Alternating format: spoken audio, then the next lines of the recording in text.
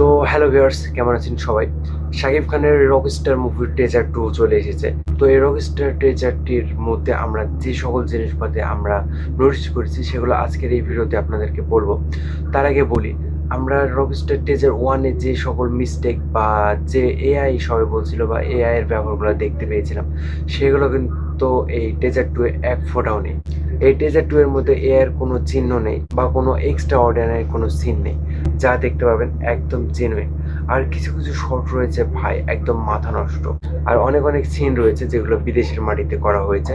আর সেই সিনগুলো অনেক সুন্দর, অনেক জোস ভিজুয়াল, সিনেমাগ্রাফি সব মিলে ওভারঅল সেরা লেগেছে আমার কাছে। তো সাবিলা নূরের পাশাপাশি আমরা এই ডেজার্ট ওয়ে দেখতে পেয়েছি তানজিয়া জামান মিথিলাকে। তো এই তানজিয়া জামান মিথিলাকে হঠাৎ যখন আমি দেখি তখন আমি ভাবছিলাম এটা নোরা ফাতেহা। পরে ভালো করে লক্ষ্য করে দেখি যে না, এটা তানজিয়া জামান মিথিলা।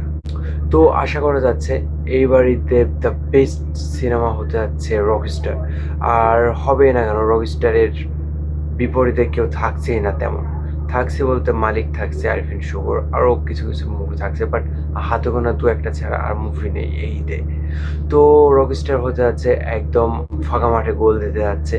যদিও শাকিব খানের সিনেমা ফাঁকা মাঠে হোক আর হাজারো ভিড়ের মধ্যে হোক না কেন, শাকিব খান তো শাকিব খানই, সব জায়গায় স্থান দখল করে নিতে পারে সে। তো যাই হোক, অনলি সাকিবিয়ানরাই কমেন্ট করে বলবেন এই ডেজার্ট 2টা কেমন লেগেছে রকস্টারের।